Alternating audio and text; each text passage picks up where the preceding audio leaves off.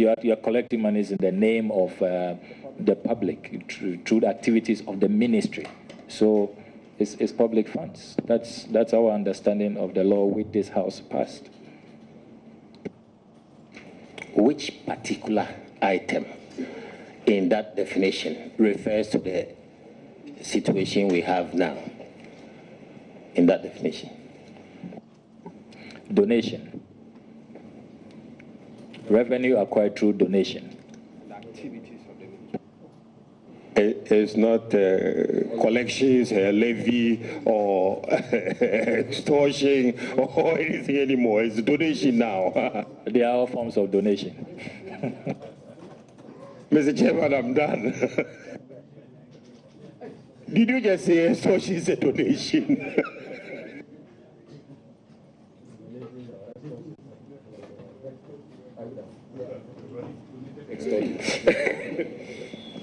Honorable Aveji. Thank you very much, Mr. Chairman. Honorable Samuel Okujetu Ablakwa, welcome. Let me just take you to very few questions. I don't have much questions.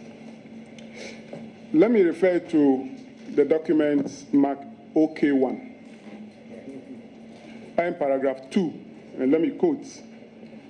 The President of the Republic of Ghana, His Excellency Nana Addo Dankwa Akufo-Addo, the government and the people of Ghana will, for the first time, organize and honor the titans of industry within the expatriate and naturalized expatriate community in Ghana. Now, if you read, go to OK5,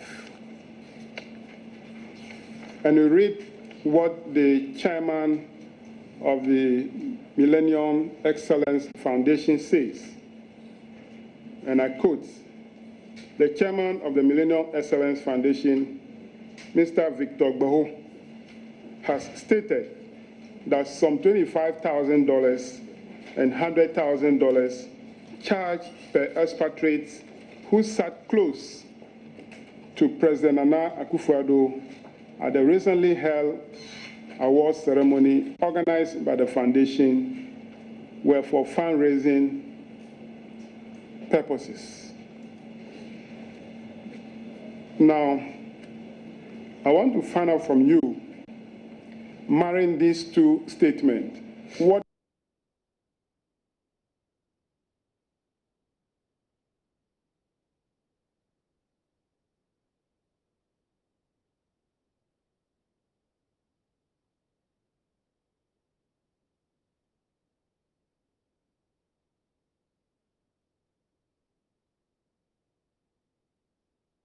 the Honorable Carlos Kinsler Hinkra, is that the Ghana Expatriate Business Awards was conceptualized to honor deserving expatriate businesses who have contributed to the growth of our economy over the years. That is the understanding I get. And the fact that they have been very supportive of President Akufo-Addo's vision as espoused in paragraph 4 of the 23rd October letter. Thank you very much. Based on the answer you provided, and also reading paragraph 3 of the same document, OK1, that our national economic and social development, knowledge transfer, and indeed significant foreign direct investment have been largely realized by the significant input of the expatriate community over the years. In addition to this, several expatriates and naturalized expatriates are key ambassadors promoting Ghana at the international stage. To support the answer you gave, does it mean that because the expatriate community have been doing this job, supporting the economic development of Ghana, the ministry thought that there is a need to award them in order to encourage them to do more in order to support the economy of Ghana and, for that matter, create more jobs for Ghanaians? Yeah, Mr. Chairman, that is the understanding I also derive from reading that third paragraph. And that is why in an earlier statement that we put out, my 18 December 2017 statement, I thought that the purpose, the rationale, the objective of this awards ceremony was defeated with all of these collections going on, walk to room 308 and give checks and all of that. If you want to honor people, reward them for their good work all throughout the years, really let them know that you are honoring them and not that they are paying for the award. That's why I think that the Ministry of Trade and Industry could have really done better than what they did. I think that you are even entering my next line of questioning. If the benefits of the work of this expatriate community is for Ghana as a country, because their work benefit the economy, they pay taxes to government, they create jobs for our citizens, and if government want to encourage them to do more, who do you think should fund the award?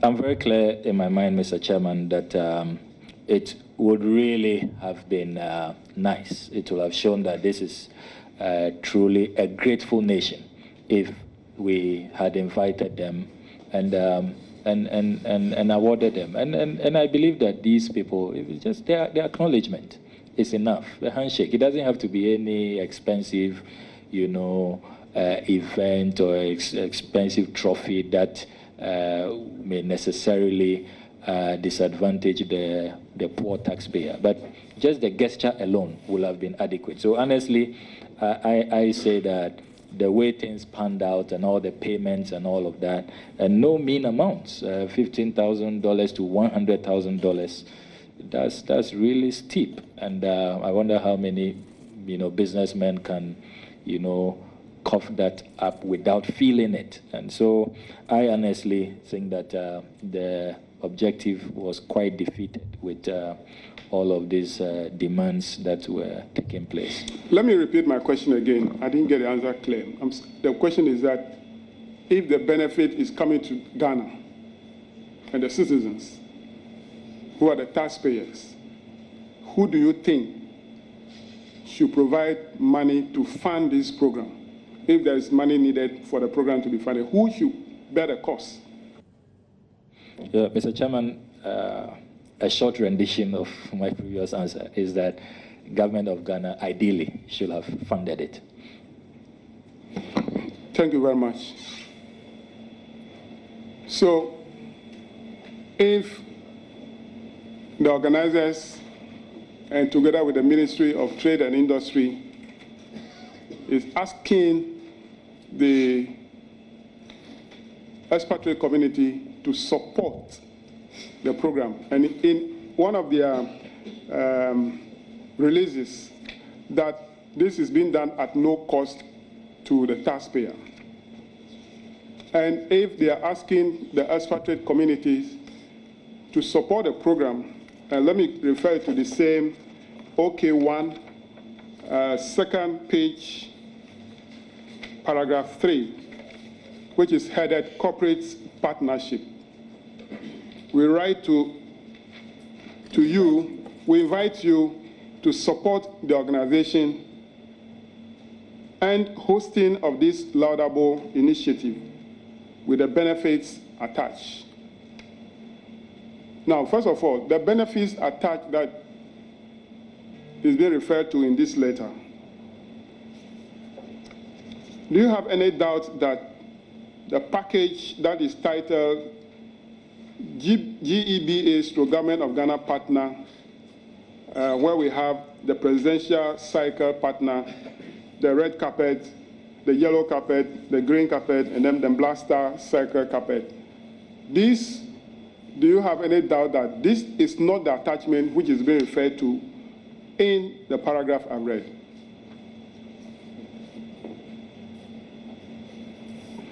Well, Mr. Chairman, I have answered this earlier, Mr. Chairman. Our view is that the attachment is part of the letter because we have run our checks. The letters that went out to the expatriate businesses are exactly this. This is what the expatriate businesses received. So I have no doubt in my mind that this is the full complement. They received the letter and these two attachments. And the same applies to the criteria, which is referred to in paragraph 2 of the second page of the same letter OK1. Yes, please. Thank you very much. Now, making reference to the package, and let me take the first one, the presidential cycle partner. And these are benefits for any business expatriate who pays $100,000. This is the benefits that business will enjoy. Sit on the golden president's table. You sit there. Then, exclusive high round table for 10 within the presidential cycle with company reserved placard, special table decor with Moet champagne. It's Moet. Moet champagne, special wines, brandy, whiskey and vodka, special car park sticker for valet service. Let's continue. Dedicated waiter for presidential VVIP table. Next one, exclusive private dinner for 2 with presidents at a selected date. Next one, business class return ticket for 2 executives of your company. This one is non-refundable. Next one, speaking opportunity for chairman of your company during the program. The next, executive accommodation for 2 at the Movenpick Hotel at the award night. Next one, executive chauffeur on event day from airport to venue and return, if required. The next one, special corporate profile pullouts in the daily graphic. The next one is branding at cocktail venue before dinner awards. It followed by, next one, invitation to present key government expatriate business prize by Chief Executive Officer of your company on stage. Next one, full-page color advert inserts in the event brochure. Then the next one is 2 pages corporate write-up insertion in the event brochure. The next one is 10 complimentary copies of the event brochure, hardcover. Next one is special breakfast for 6 at the Movenpick Hotel post-event. Now the offer is $100,000, payable in Ghana cedis at the Ministry of Trade and Industry account. Now another offer below that is $75,000. This one is without seats on presidential table and no plane tickets, no accommodation. And it is first come, first served. So on that basis. Now, don't you think that all these benefits that the company is going to get is equivalent to the amount they are paying.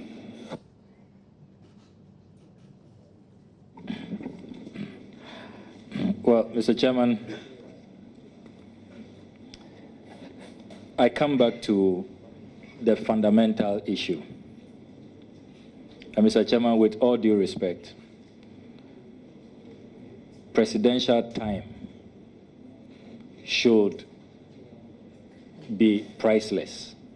We cannot put a value to presidential time, to access to the president, and we should not.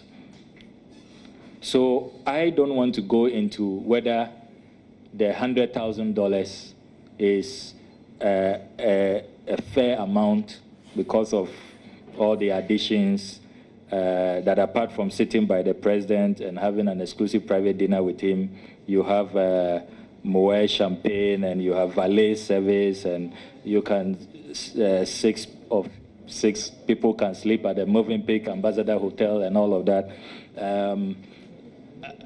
I don't want to go into an assessment of the value of the package, but to raise the more fundamental issue, which is that the time of the president of our republic, and for that matter, any country, the presidency is the fountain of honor. We can't price it. Even $200 million, $10 billion should not afford it. So you don't bring in the monetary value at all. Nobody should pay to have an exclusive private dinner with the president. Nobody should pay for access. That is the point that we are making. So we don't want to go into even the value, whether it's a good return on your $100,000. We are not interested in that. We are saying that these two items, the seat on the gold president's table and the exclusive private dinner for two with the president at a selected date, should not have been included in this package. It is unethical, it is immoral, it is inappropriate, and it lends itself to corruption and all of that. And that is the thrust of our submission. Thank you very much. Honorable Okuyeto Blakwa. Anyone who paid the 100,000 must have a dinner with the president. Do you think that the organizers will offer or make this offer available to the business committee, and after they have paid, before they will go to the president and ask for dinner and arrange a dinner for the business community that pay this money to have dinner with the president? Or you think that they might have informed the president earlier that this is a package, so in case somebody pays, we'll arrange a dinner with you, with that business community? Is that what you are thinking? Well, Mr. Chairman, I've been in government before, and even for ministers, deputy ministers, getting appointment with the president through the chief of staff, the secretary to the president, it's not an easy task. And presidents run a very programmed itinerary, and there are officers in charge of their scheduling. It beats my imagination that anybody can be offering time with the president, exclusive private dinner with the president, if there has not been a prior arrangement or some prior discussion. But what I can say for sure is that presidential time it's not easy to get. And to the extent that it's been listed here, it is safer to assume that some people were working together, working at the presidency, probably those in charge of the scheduling for the president. They had some assurances of a sort that they can arrange this exclusive private dinner for two. So, Mr. Blackwell, if ideally it is a government that must actually foot the cost of this event if really we appreciate the work of the expatriate community and we want to encourage them to continue on and do more. Ideally, the cost should have been borne by government. But if this cost is not borne by government, borne by the same business community that we are awarding, can that qualify to be an extortion?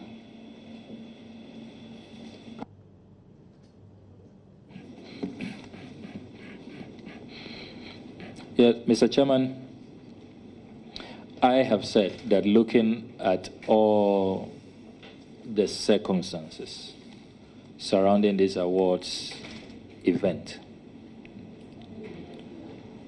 and the fact that on paragraph 6 of the 21st December 2017 statement, the Honorable Minister writes, and I read from the second page, the second line. It says, "It is acknowledged that the event organizers, as private sector commercial operators, are entitled to a fair return for their efforts in organizing the event," unquote. So you have a situation where you say that you want to award the expatriate business community and to show appreciation for what they have done for the growth of our economy, creating jobs and all of that. Now, you end up not only asking them to pay for it, but then also another private company profits from it, as the minister confirms in paragraph 6. Honestly, I believe that this whole arrangement was not properly put together. There are so many ethical issues, and it doesn't really show that as a nation we appreciate the contributions that these expatriate businesses make. And I can tell you that I have checked with Movenpick, Mr. Chairman, the charge for the venue that day was only $5,000. You can cross-check this. Only $5,000. And here we are charging all these hundreds of thousands of dollars. So, I have told you, don't engage in speculative. No, it's not speculative. I have checked. It's factual. You have checked. Yes. Give us the evidence. Yes, I have just... You can't just simply say that we have checked. Yes. No, how do we confirm that what you are saying is true? If I am asked, Chairman, if I'm asked to assist the committee in that regard, I'm more than happy. I'm more than happy to do that. So Mr. Chairman, as I have said, we did not show in organizing this event that we really set out to show appreciation and honor the expatriate business community. It appears to me that it was another business-making opportunity for some people to make profits, as paragraph 6 of the minister's statement suggests. Thank you, Mr. Chairman. I think that the committee will do more job on the statement that is presented by the Minister for Trade and Industry in the document OK4, where 2.6 million was collected and 2.3 million disbursed. Because we have asked the ministry to provide documentation for all that we do. So I believe that when the ministry appear before the committee, will do more job to come out with what actually is the cause and all those things. Thank you very much. Mr. Chairman, in the issue about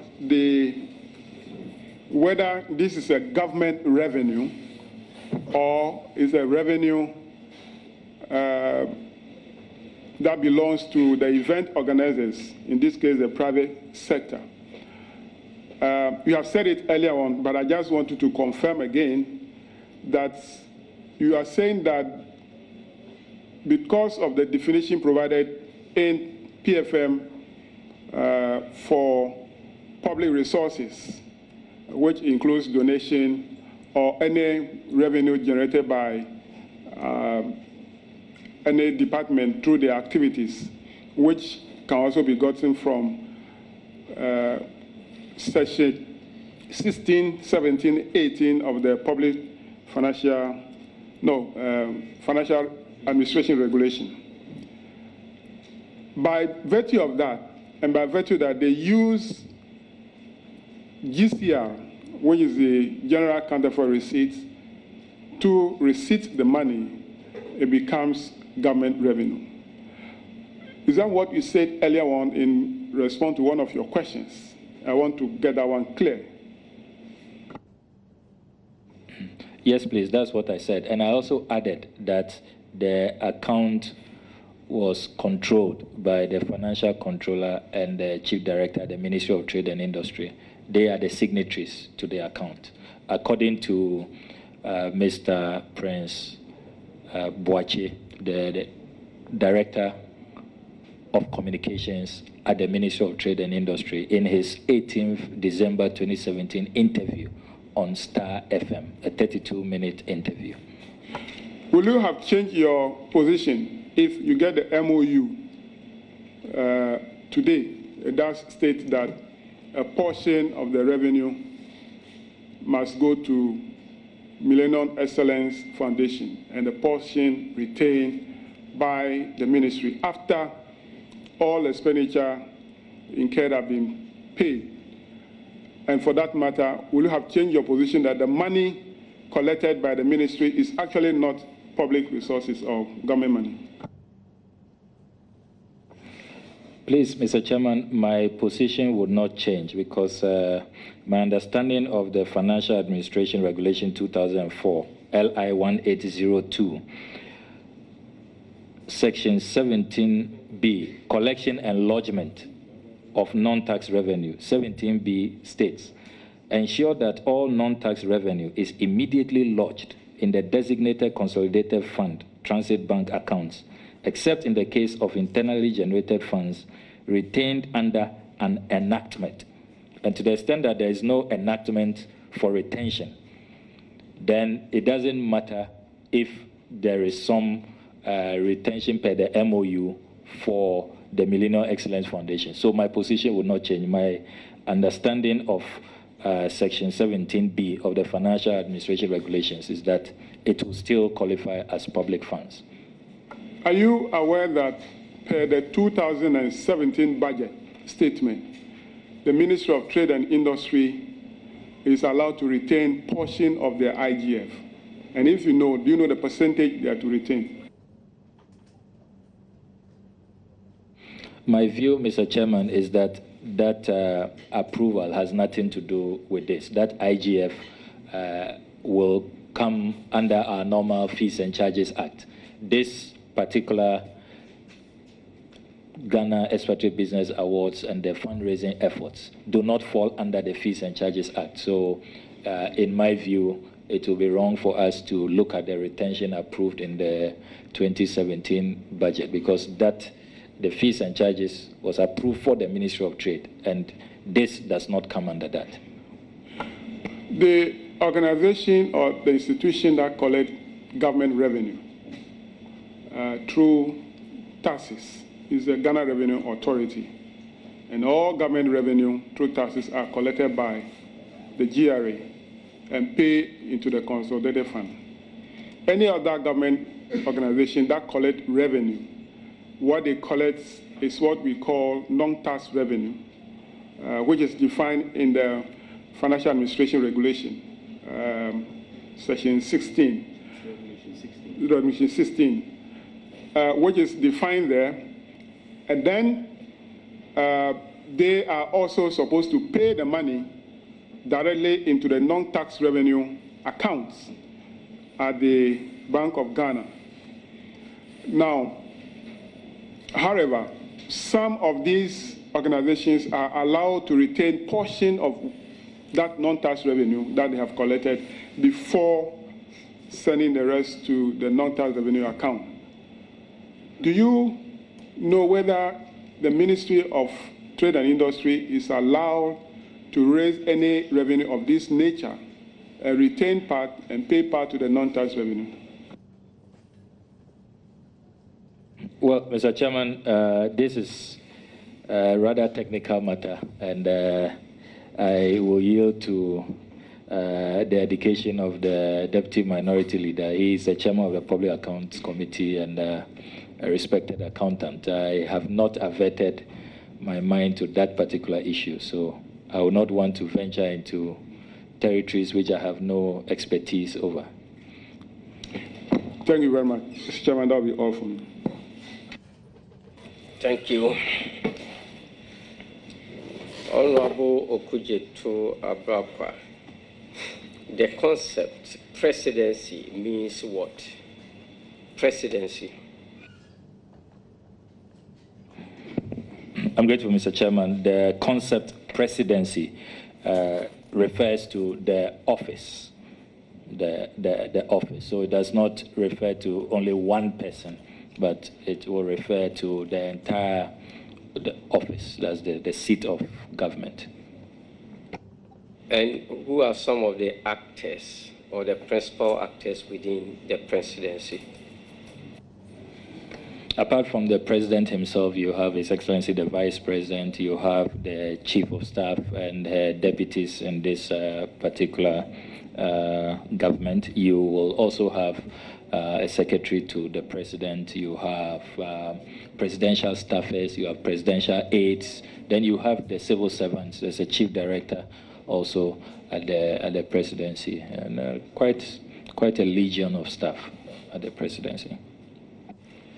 So the presidency, according to the definition or the explanation you have given, does not necessarily refer to the president. Yes, certainly, and I'm not sure I have ever suggested that.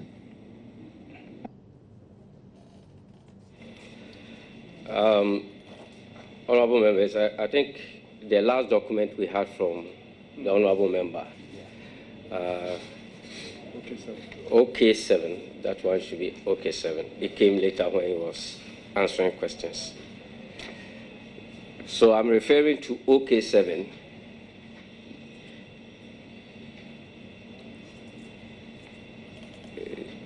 You gave us the document. I'm not sure if they brought you a copy. We took it from you. Yes, and we photocopied. So I don't know whether you got a copy back.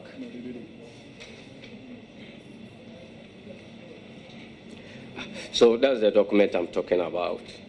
If you look at the first paragraph and the second line, the former president uses access fee by his in quote, right? Yes, please. So he was not definitely talking about people paying fee to access the president.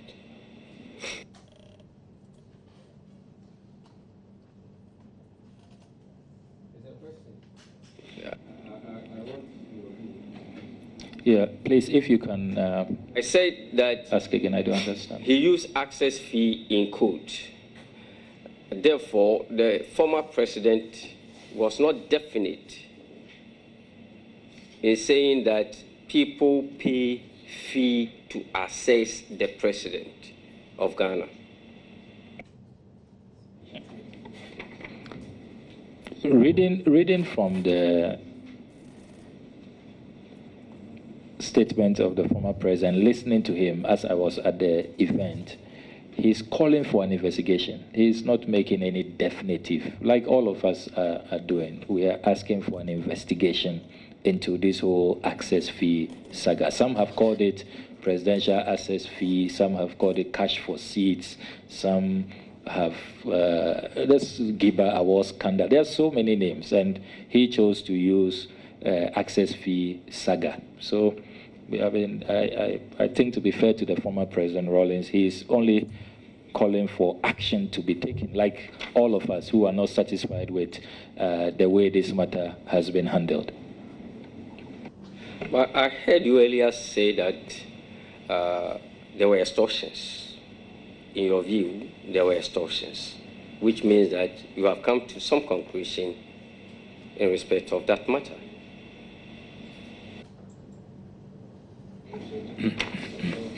Yes, Mr. Chairman, I have said that if you look at the full circumstances surrounding this whole fundraising event, where the expatriate businesses had to, though we are told there is a Millennium Excellence Foundation raising funds. We know that when private organizations are raising funds, they collect the money. But in this case, the collection was being done by the Ministry of Trade, room 308.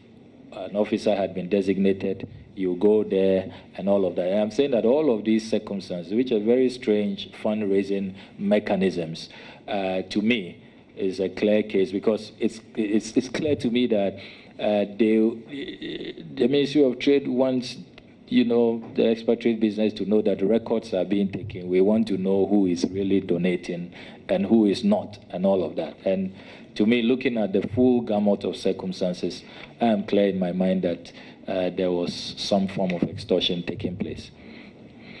So if the arrangement between the Ministry of Trade and Industry and the Millennium Excellence Foundation was to the effect that you do the fundraising, but in order to track the payments that people are making or the collections you are making, you pay into a ministry account. That will make it an extortion.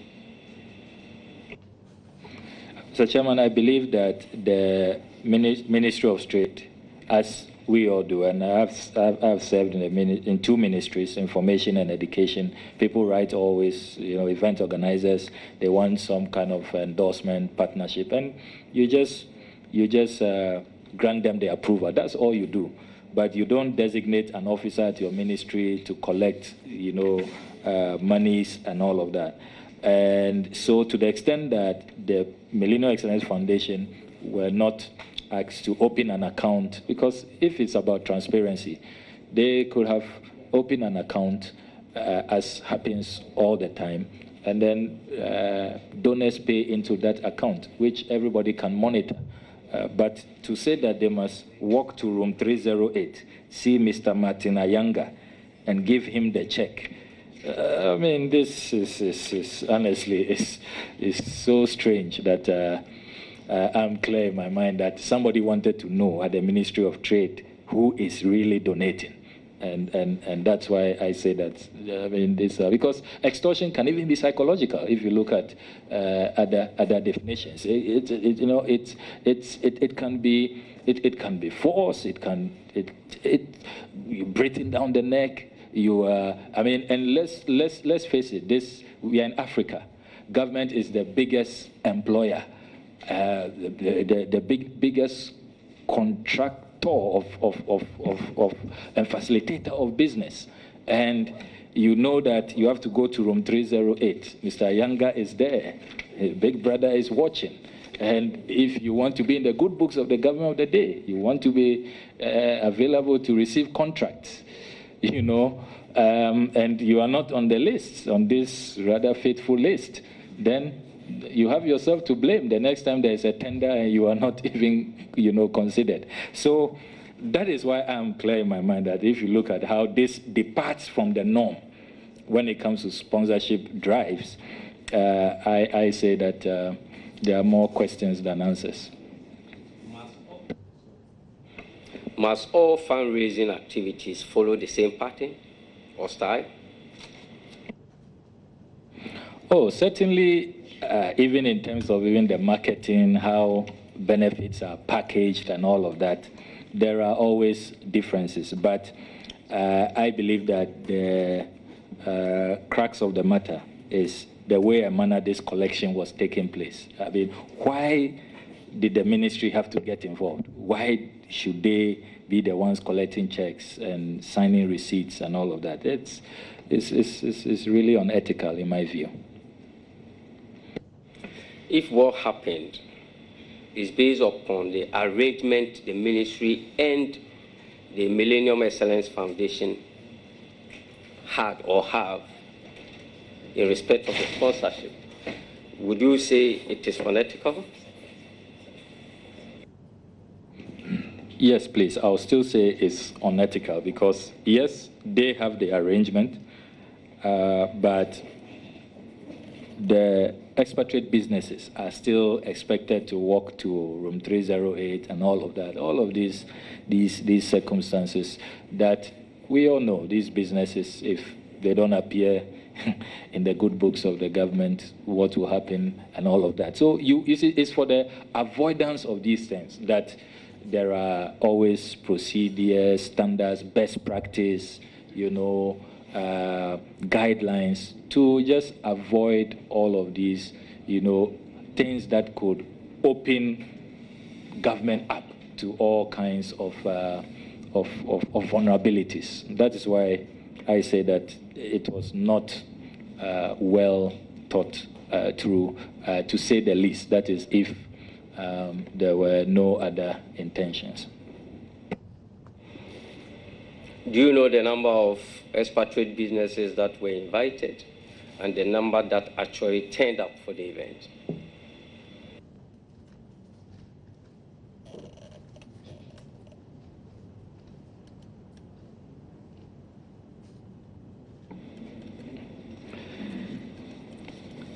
I have here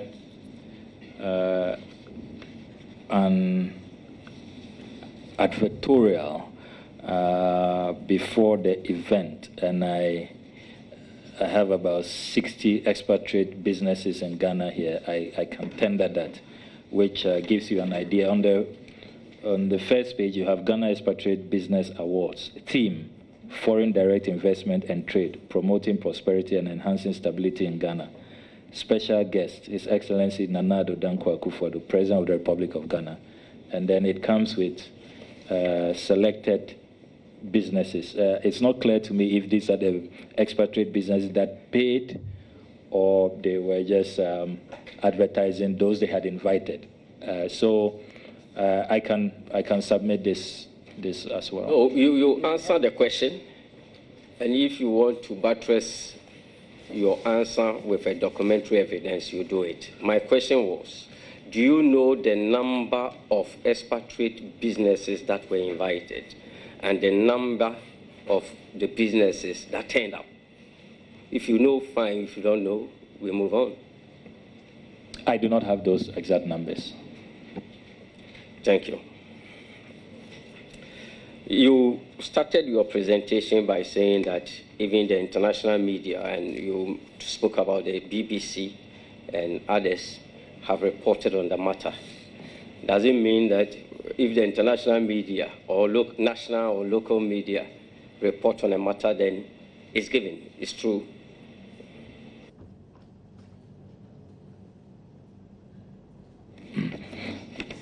No, Mr. Chairman, I never sought to suggest that. I was only speaking to the public importance requirement of the mandate as Article 103 of our Constitution requires. And I remember I even quoted page 904 of Esquimé Parliamentary Practice, the 24th edition, under investigative committees. It reads, investigative committees examine issues of public importance within their orders of reference and make reports on the basis of the evidence received, unquote. So I only said that this is a matter which satisfies this public importance requirement, the public interest requirement. So it is within that context that I made reference to even international media taking interest in this matter. That is a matter of wide public importance and public interest.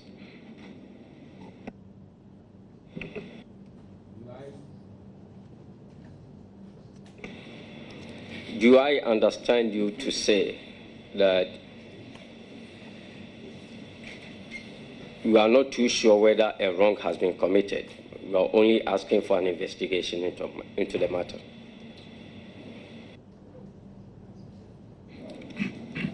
Well, Mr. Chairman, what I'm saying is that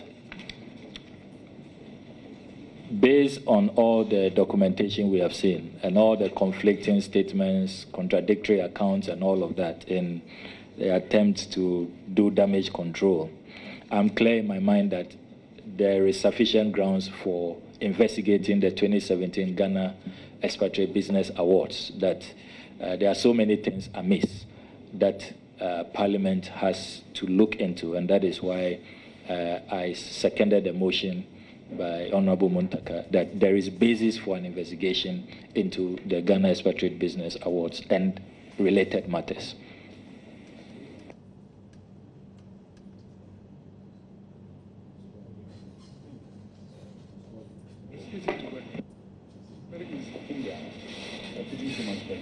Oh. Exhibit OK 5. OK 5. You found it? Again,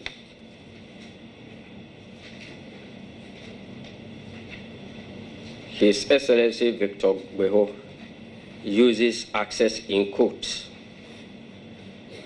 So at the top, it says 100,000 access fee for fundraising purposes. Victor Beho clarifies. Is that right? Yes, please.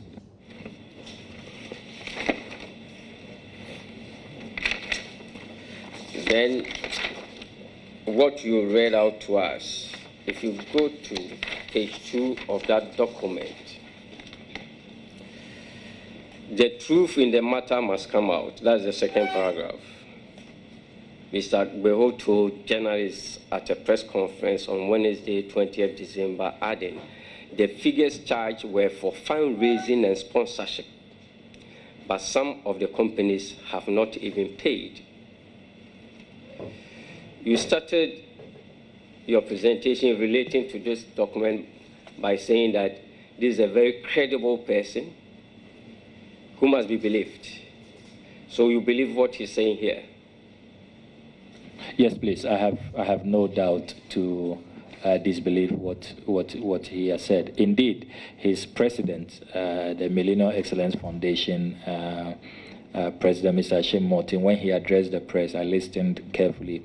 He said that even after the event, they were still following up on payments. They had some promises, and they were still following up to collect the proceeds from those who had pledged. So I have no doubt his chief executive confirms that particular statement. So if you believe in that statement, it means it wasn't the Ministry of Trade and Industry that was collecting monies.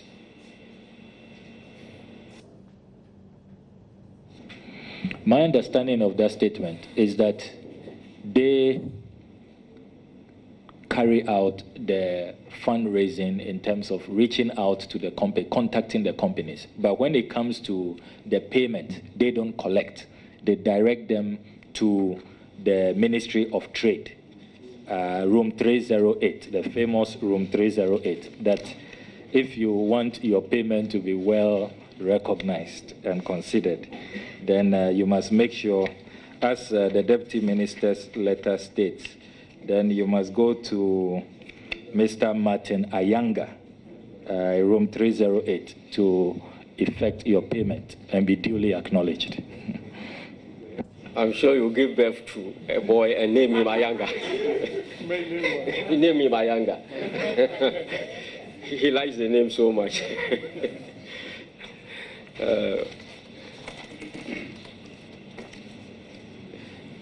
On Exhibit OK 6,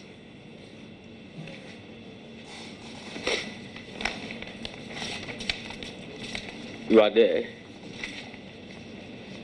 The president of the foundation says reference to president in the sponsorship package is in reference to him, not the President of the Republic of Ghana.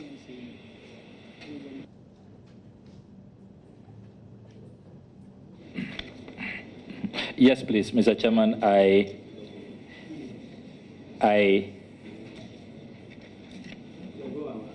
Yeah, Mr. Chairman, I have seen that, and I remember that the day he said that, that became the biggest joke on social media.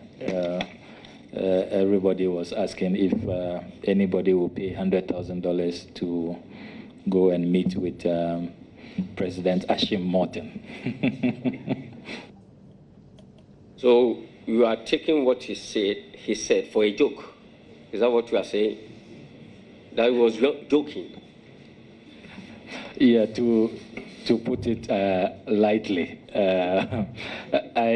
I think that he was attempting damage control because of the brouhaha, and it was poorly advised damage control. So I don't only take it as a joke, I also take it with a pinch of salt. And I think that we should all pardon the poor Ashim Morton, that he was under a lot of pressure, and this was how he also thought he could try to help salvage the situation. But I honestly do not, because, Mr. Chairman, on a more serious note, if you look at the 23rd October 2017, which has the attachment of the awards, the presidential table, everything here about president is clear. The second paragraph says, the President of the Republic of Ghana, His Excellency Nana Addo Dankwa Akufo-Addo, the government and the people of Ghana, who for the first time recognize and honor the titans of industry. It's very clear. The fourth paragraph, it says, your tremendous interest in President Akufo-Addo's economic transformation agenda, especially the Ministry of Trade and Industry's 10-point industrial transformational program, particularly the One District, One Factory initiative, SME development programs, export development, and enhancing the business enabling environment, is deeply acknowledged. So it is very, very clear, Mr. Chairman, that reference to president, and even the advertorials that went out, I read it earlier, special guest, His Excellency Nana Addo Dankwa Akufo-Addo. And I personally heard the Deputy Minister for Trade and Industry on Joy FM, it must have been on the 20th of December, say that the program was postponed twice so that it could fit into the president's schedule, because it was dear to the heart of the president, of President Akufo-Addo. This is what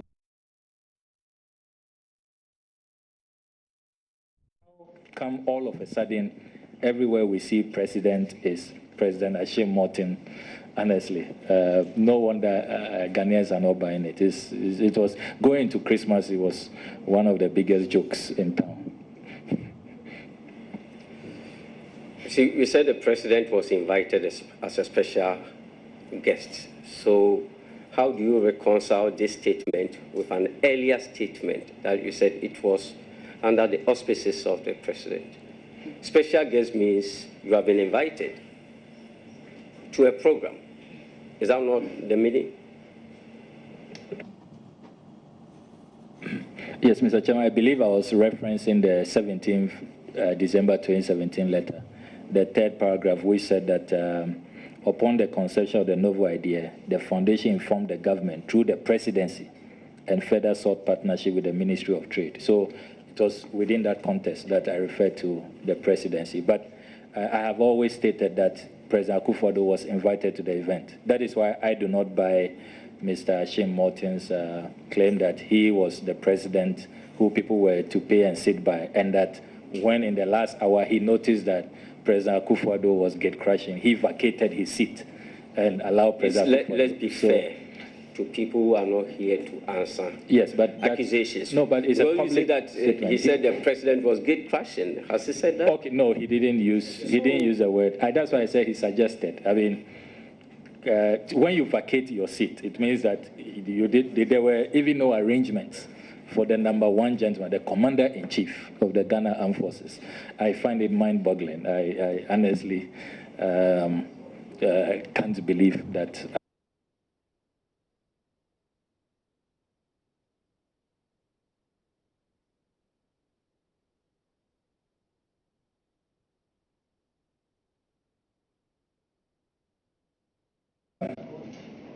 we all make statements, we put out facts, and we expect that the reasonable man listening, looking at all the facts we are adducing, the logical approach, and the deductions, will make up their mind whether they want to believe or not. I mean, we don't control what people decide to believe. But I can speak for myself that I didn't believe Mr. Ashim-Morton, and I cannot dictate to listeners or viewers whether to believe me or to believe Mr. Ashim-Morton. I believe that it's entirely the choice of those who are listening to us.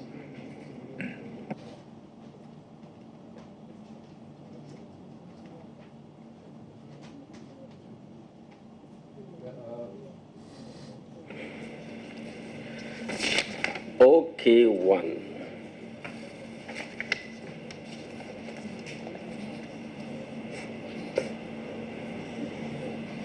Just above corporate partnership, the paragraph there refers to an attached criteria to the letter. Is that right? Yes, please. So what makes you think that under corporate partnership, the author of that letter was referring to an attachment?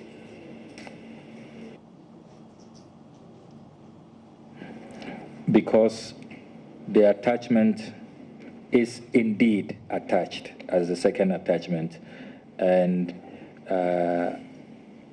just above the deputy minister's signature, it reads, "We invite you to support the organization and hosting of this laudable initiative with the benefits attached." So to the extent that this is what the recipients received, they received the letter signed by Carlos Ahinkra on the 23rd of December with these two attachments. I really have nothing to doubt about the second attachment.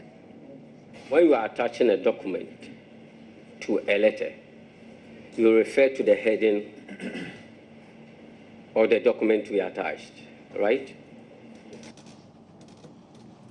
Yes, but I believe that Mr. Chairman will admit that there are different styles. People write, with varying styles, and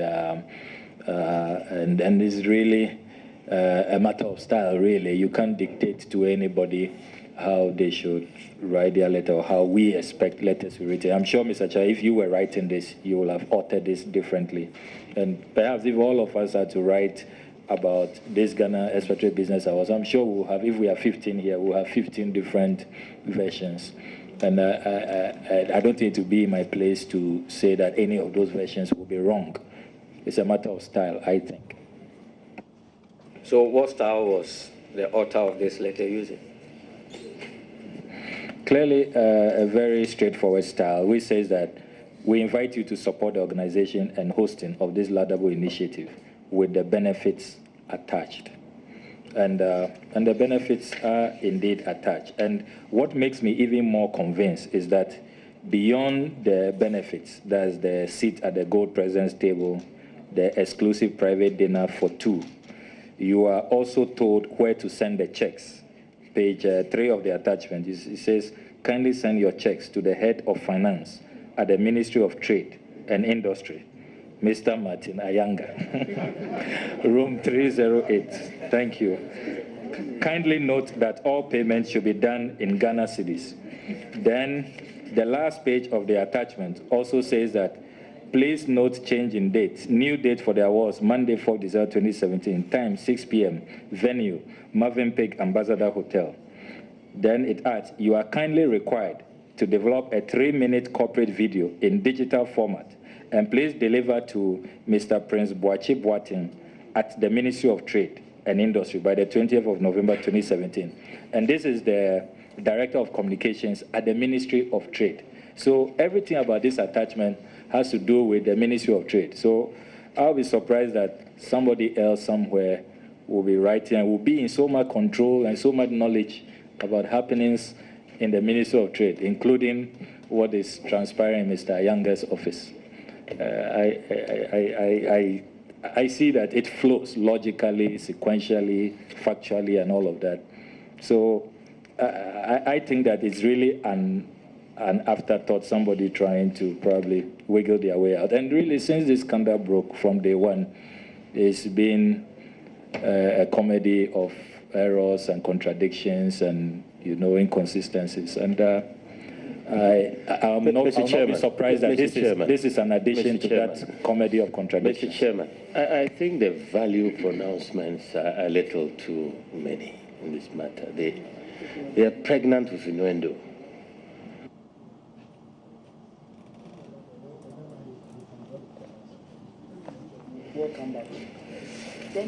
Honorable Okujeto, leave the judgment out. You are not the one to assess the situation. That is why you made a request to the Speaker, and that is why we have this committee going into the matter. If you are drawing conclusions, then we have no business sitting here. Okay. Well guided, Mr. Chairman, well guided. I asked you a question relating to the style. You made reference to a style, and then you took me back to Ayanga again. You see, I read out the second paragraph on that page. The author referred to an attached. Then, in the next paragraph, the author says, with the benefits attached. And we say that he's referring to a document. The author is referring to a document, which is different from the style in the preceding paragraph.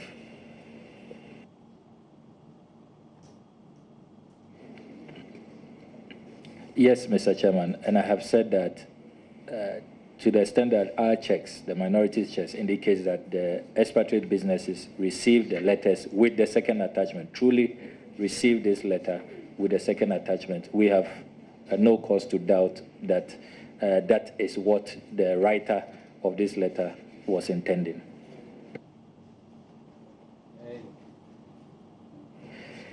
In an answer to a question by a committee member, you said, in your view, the government of Ghana should have funded the awards.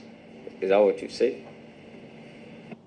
Yeah, please, I remember using the word ideally, that ideally it would have been nice for the government of Ghana, since if you look at the letter, we really extol the contributions of the expatriate business community, and we say we want to honor them. And it's the first ever award. And I have said on record that it's a very laudable initiative, but it's just about how it was organized and the fees for access to the president that we have as a minority have challenges with. But I said ideally. But even if ideally that could not have been the case, I don't think that it should have become another profit-making venture, where paragraph 6 of the 21st December statement, the minister's statement, says that the Millennium Excellence Foundation is entitled to a fair return. I thought that defeats the objective of the whole intention, the gesture to award the expatriate business community. In essence, there's nothing wrong if the businesses made contributions towards the awards. No doubt, there is nothing wrong or nothing illegal making contributions. That is without the access to the president. There's nothing wrong. Where we take issue is with the access to the president and the exclusive private dinner. But as for all the other things, the Moet champagne and whiskey, brandy, and all those things, I don't drink, so I don't even know how those things taste. We have no issues with that.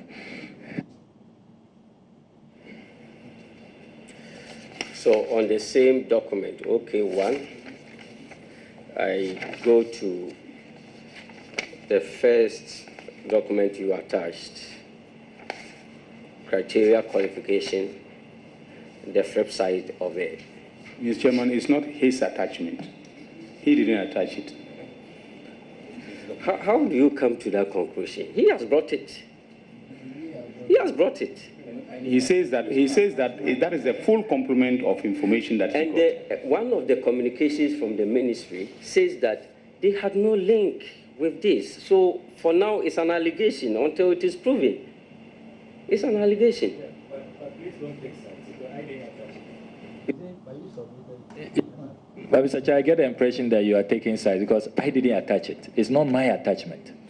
I didn't attach it because it will mean that I'm seeking to, probably misrepresent or deceive the committee. I will not engage in such deception. So it's not my attachment, please. Okay, the document you supplied. The document you supplied. Please, that's fair. That's fair. If you go to the GEBA, Jeba stroke, GOG partner, I think the deputy minority leader took you through by reading all those things. We have the presidential circle partner, the red circle partner, yellow circle partner, green circle, black star circle. These are categorizations of the fundraising. Yes, please.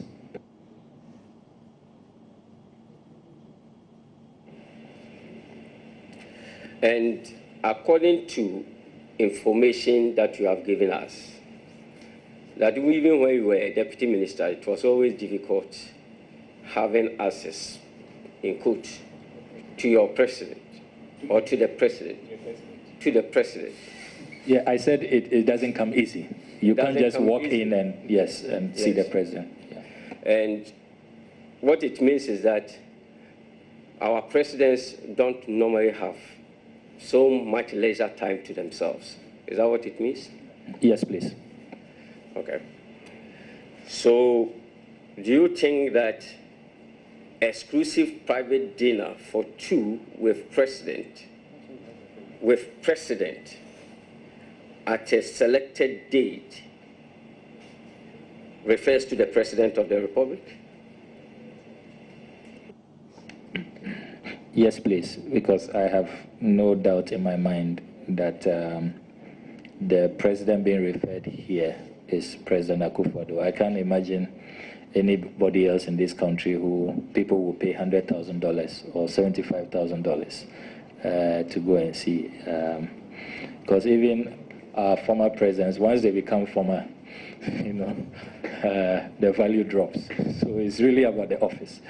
So I'm clear in my mind, and I believe that all the invitations that went out, using His Excellency President Akufo-Addo, and then the Joy FM interview by the Honorable Carlos Ahinkra, that the program had to be postponed twice to fit into the president's schedule.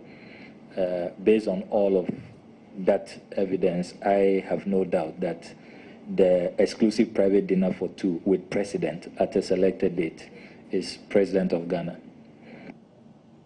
Do those pieces of information in any way suggest that the program was postponed twice for the president to be able to attend, and therefore, if you make a certain payment, you have a private dinner with the president?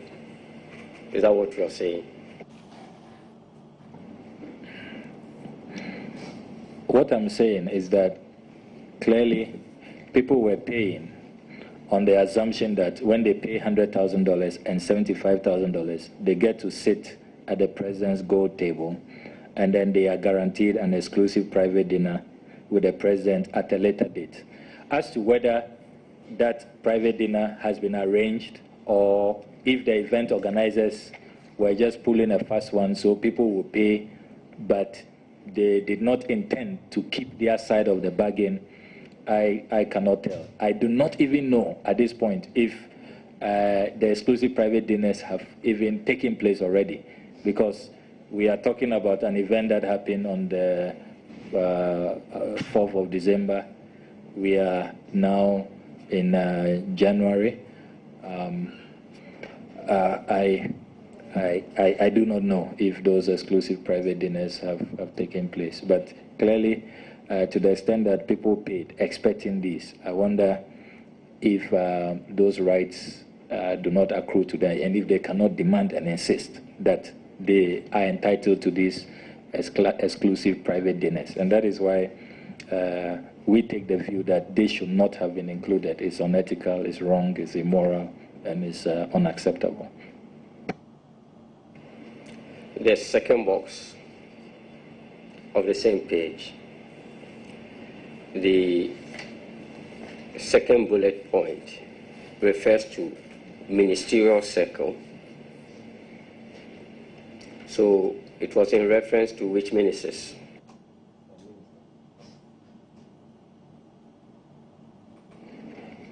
Clearly, this second box confirms the fact that the first box is talking about the President of Ghana, because I don't believe that the Millennium Excellence Foundation has ministers. So first box, presidential circle, is dealing with President of Ghana. This red circle partner is where the ministers will be sitting. Because if you look at the advertorial that went out, you have Ministry of Finance, Ministry of Foreign Affairs, Ministry of Trade and Industry, then the Millennium Excellence Foundation and GIPC, all being advertised as the lead agencies or the lead organizers. So I'm clear in my mind that the ministerial circle and VVIP table refers to ministers of state, except if Mr. Ashim Morton will convince Ghanaians again that he has also appointed ministers within the Millennium Excellence Foundation. So, do you know which of the ministers of state attended the program?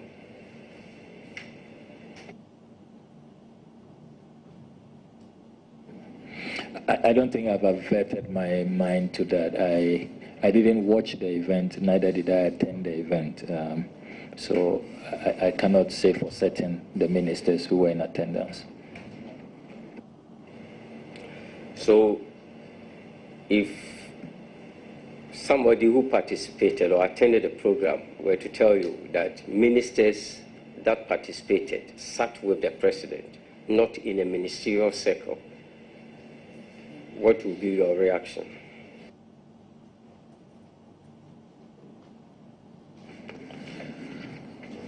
My reaction will be that we may have to probe that claim further, because the media has been circulating a picture that they seem to suggest is from the event.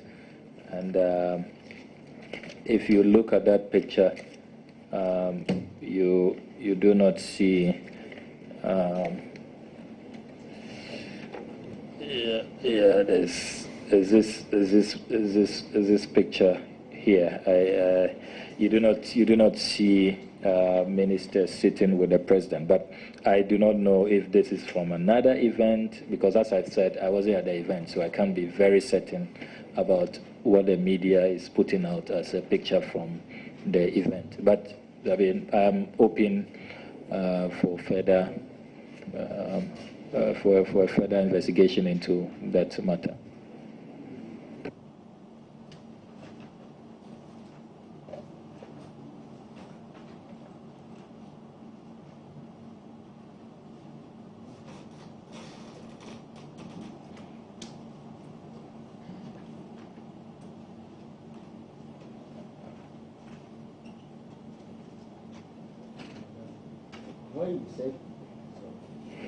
When you said you were concluding,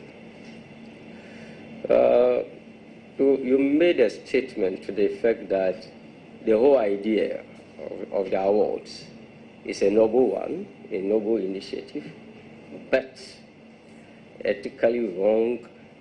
These are not your words, but the way I choose to put it. laden with corruption, use corruption.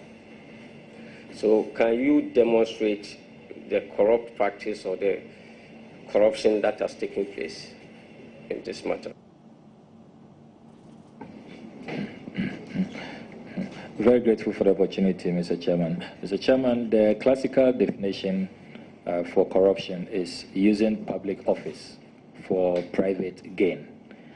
And to the extent that you have such a tall list of unethical issues where people are asked to pay for access, to pay, to sit by the president, to pay and be guaranteed an exclusive private dinner with the president. And awards that we are told Millennium Excellence Foundation is raising funds, and yet the payment have to be made at the Ministry of Trade. Is it the case that people want to really be sure that, yes, the payments have been made, and so then we can arrange the exclusive private dinner for you and all of that? And all of this haziness, and to the extent that there's also some profiting taking place in paragraph 6 of the 21st December statement, where we are told that some people deserve to profit from the organization of this event, and they used public office, the presidency, access to the president as a bid to raise funds. I'm clear in my mind that there are corruption issues that come up, and it's not only me, the Ghana Integrity Initiative, CDD, and former President Rawlings, PCRP Ofori, Kennedy Ejepon, and many others also are thinking like me at this point. So I believe that there is cause for concern so far as corruption is and as I said earlier in my submission, the excitement I have with your committee is that you have as a member the first anti-corruption advisor to then Attorney General Nana Addo Dankwa Akufo-Addo, who is now President of Ghana, in the person of the Honorable Yabo Asamoah. And I have some of his, definitions of corruption, pronouncements, and all of that, which if I'm given the opportunity to tender, I can. So, and I know that he will agree with me that there are serious issues indicated. There are serious corruption issues that arise that we need to pursue. You have to help us. You have made a conclusive statement that there are corruption issues. You have defined for us what corruption is about.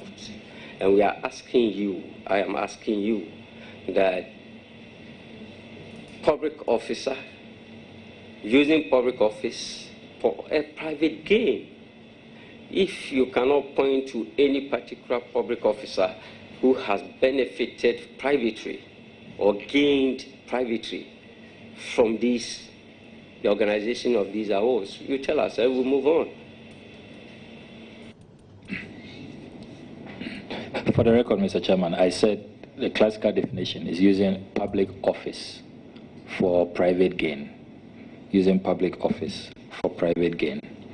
And I have made a point about the 23rd October letter, which I say that is a very, very, for lack of a better word, a very problematic letter, which lends itself to corruption. And then I have also added the 21st December 2017 statement from the minister, in which the minister talks about fair returns, profits that have been made in paragraph 6. So I see the abuse of public office, the unethical issues to do with selling access to the presidency, and the profits that the Minister of Trade alludes to. So we are here to present all of these facts before you, so that the fact-finding committee, as you are, will delve into it further and come to a conclusion which will be acceptable to everybody.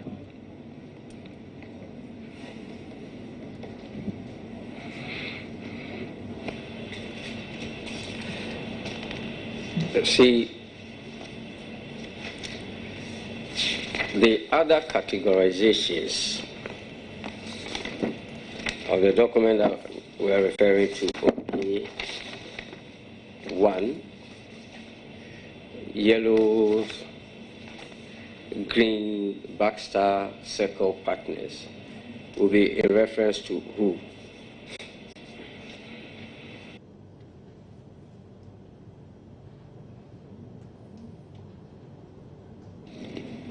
Well, Mr. Chairman, you notice that there are degrees. The more you pay, then the closer you get to President Akufo-Addo, you get to sit by him. So if you pay $100,000, $75,000 per the awards package, you, on a first, even that is not guaranteed, it's first come, first serve. So if you are lucky to be within the first category, then you will sit by the president and have the exclusive private dinner. Now, the red circle partner, if you pay $50,000, you'll be within the ministerial circle VVIP table. So ministers carry some weight. Then the yellow circle partner, with that one, you are paying $40,000. But per the package as presented to the expatriate businesses, you don't get to sit by any minister or sit by the president. And the lower you pay, the fewer your benefits. That is how the award package was organized. And the sad thing is that the Black Star Circle partner has the lowest. And as a Pan-Africanist, I feel very offended that the Black Star was the lowest. That one just gives you 5, sitting for 5 with special wines, half-page color advert insertion in the event brochure, 2 complimentary copies of the event brochure. That's all you get for $15,000 within the Black Star Circle partner. And I thought that it should have been the other way around. Black should have been the most prestigious. But on a more serious note, Mr. Chairman, the award categories clearly have been categorized based on how much you pay. So the more you pay, then the closer you get to paradise. I think these are not award categories. These are sponsorship categories, right? Yes, please, sponsorship categories. Okay. Do you maintain that the presidency took part in the organization of this event? I maintain that the presidency knew about the event, knew about the organization of the event, based on the Ministry of Trade's letter, that they knew about it, they approved it, they sanctioned it, as paragraph 3 of the 17th December Ministry of Trade and Industry statement told the public. You told the committee that you have not cited the memorandum of understanding that has been referred to by the partners. Yes, please. I have not seen the memorandum of understanding. It therefore flows from that you are not privy to the arrangements or the understandings that they reached. Yes, please, except what has played out in other letters and statements. But memorandum of understanding, I haven't seen it, because there have been instances where some of the letters and statements, they have made reference to the memorandum of understanding. It is only at that point that I glean an insight into the memorandum of understanding. But apart from that, I haven't cited the memorandum of understanding. When does the Auditor General normally audit accounts of MDAs?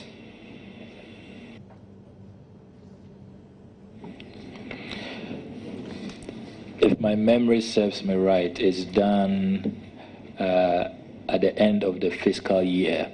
within 6 months. I'm sure Honorable Aveji can guide me. I think the Auditor General has within 6 months after the financial year to carry out an audit and present their report to Parliament, and that's the Public Account Committee will then will consider the Auditor General's report for the plenary to then take a decision on the report of the Public Accounts Committee.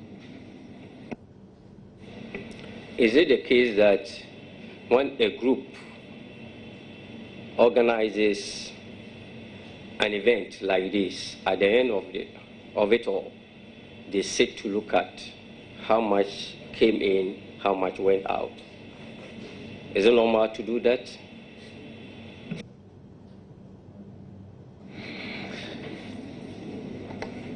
It might be normal to do that, but considering that in this particular instance, this whole award ceremony had generated such a firestorm of controversy that one would have thought that to help in bringing further, light and understanding and, to calm tempers, an independent auditor would have at least been asked to help. But to tell us in paragraph 6 that following the event, the ministry in collaboration with the event organizers have audited the account for the event and can confirm that 2.6 million was raised. I thought that the ministry and the government did not help its case by this auditing approach, just the Ministry of Trade and the event organizer.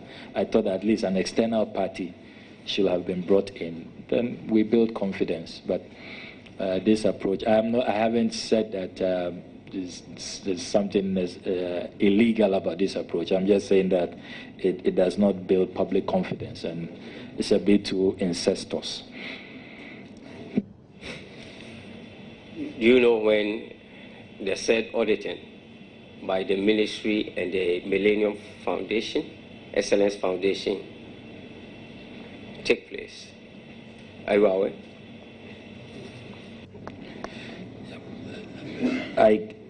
I get an idea of that period from the 21st December statement, paragraph 6, which says following the event. So I only know that the audit, the self-audit was conducted after the event. That's what I do know. But it doesn't provide us with a date, so I do not know. But, Mr. Chairman, I also need to bring to your attention that further communication by the president of the Millennium Excellence Foundation, by the chairman of the foundation, and the deputy minister, the Honorable Carlos Ahinkra, they have all suggested that monies are still being collected, that people made pledges. So I want to believe that even this audit cannot be said to be conclusive to the extent that all of these key officials are saying that they are still pursuing pledges. Then we need to be very sure exactly how much was raised and how much was spent on the event. We have also not been told, Mr. Chairman, what the retention formula is. Perhaps if we see the MOU, we are told that some funds will be retained by the ministry. We don't know. We are not given a figure. We are also told that the company deserves a fair return, deserves some profit.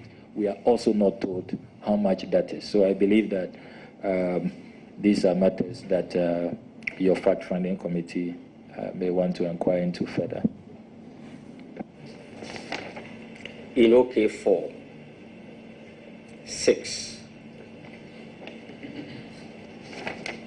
Let me read it fully. Following the event, the ministry, in collaboration with the event organizers, have audited the account for the event and can confirm that an amount of Ghana cedis 2,667,215 was raised against an expenditure of Ghana cedis 2,367,426.06. It is acknowledged that the event organizers, as private sector commercial operators, are entitled to a fair return for their efforts in organizing the event. However, it was also agreed with the organizers that a portion of the additional funds realized from the event in excess of expenditure would be retained to support the organization of the next awards. And that is what we are saying, that we are not aware of how much is being retained. We are referring to this paragraph. Yes, please. Yes, please. That the ministry did not give us the exact figures. Number 7, that's paragraph 7. The minister says that for the avoidance of that, none of the individuals, companies who sat on the presidential high table at the event made a contribution of $100,000 US prior to the event as being alleged. Indeed, there were persons, companies seated at the presidential high table who did not make any monetary contribution before or after the event. Do you have any challenge to that? Yes, please. And it's a very serious one. Because on the 18th of December 20, Communications and Public Affairs of the Ministry of Trade and Industry granted an elaborate interview to Star FM, their morning show hosted by Francis Aban. He revealed that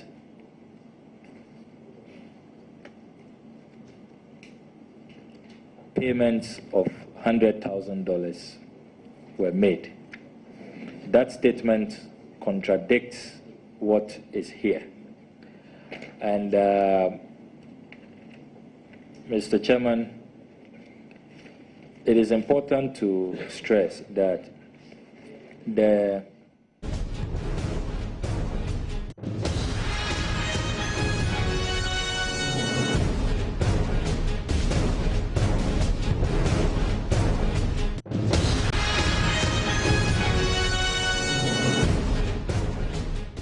You're watching the cash for seat scandal sitting, of course, happening in Parliament, and we are live there. What's also happening that's very interesting is that we're going to go to the Flagstaff House pretty soon. And the Flagstaff, well, these are visuals, of course, from Parliament, where Honorable Kujetua Blakwa has been defending his position, that is for seconding Honorable Muntaka Mubarak, for the saying that there is enough basis for investigations into the cash for seat scandal. Information available to us right now, though, is that there has been a cabinet meeting that ended a while ago, and President Akufo-Addo and his cabinet ministers are about to address the nation in a press conference. And those are live visuals coming to you from Parliament, where we understand that the Vice President, Dr. Mahmoud Bawumia, has just arrived. And of course, they're all on wait. They're all on wait. We're waiting for the President to speak to the nation. We understand that some of the potential topics for this press conference are the office of the Special Prosecutor, perhaps an announcement of who will be the Special Prosecutor, and an imminent reshuffle. Our correspondents are on the ground. We'll bring you details as and when we have it. Right now, though, let's go over to Parliament. As and when the President starts speaking, we'll be live at the Flagstaff House. Just to watch. Pause with me, Gifty Andopia, off to Parliament now. CEO of Dream Reality and Ines Fly also paid $100,000. Mr. Said Fakri, the chairman of Interplus, then he says that CEO of Dream Reality and Ines Fly also paid $100,000 to sit at the table with the president. However, he paid and won on merit. That's referring to the overall winner of the night, Mr. Said Fakri. So we need to reconcile these two statements, Mr. Chairman. This is the official spokesperson of the ministry speaking on the 18th of December, saying that some people paid $100,000 to sit by President Akufo-Addo. Then his boss, on the 21st of December, is also putting out this statement in paragraph 7 and saying, for the avoidance of doubt, no individual paid $100,000. We need to reconcile. We need to know who is telling the people of Ghana the truth.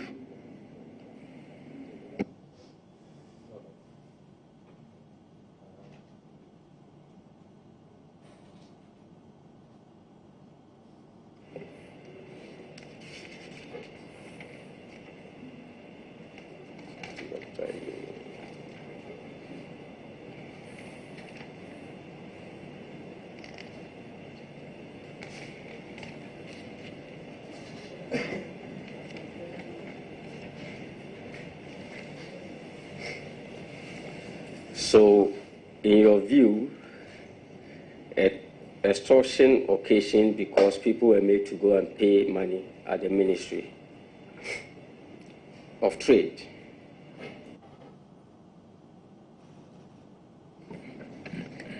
Yes, please, and other related circumstances.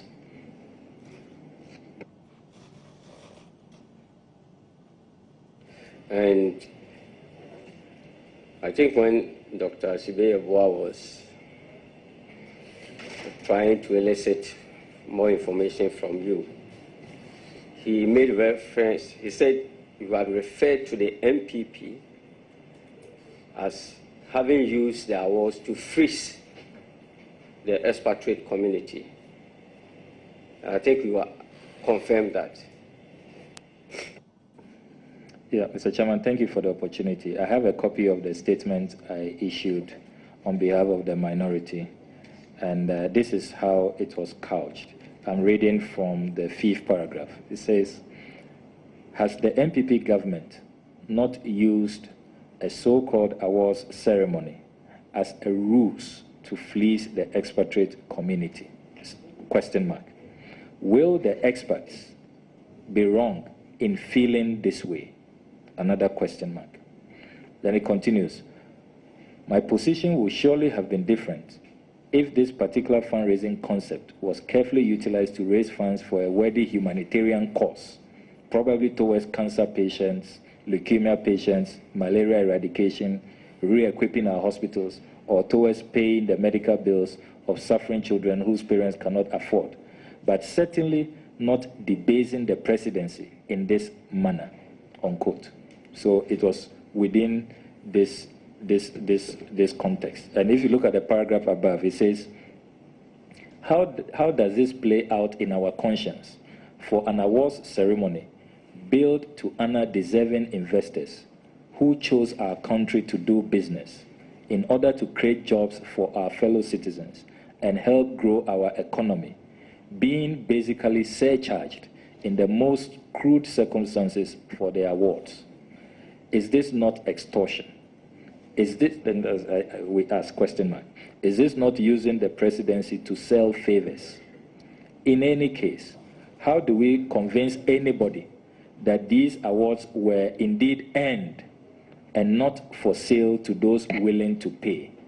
Have we not lost the golden opportunity to prove that as a nation, we truly value the contributions of these experts over the years, unquote?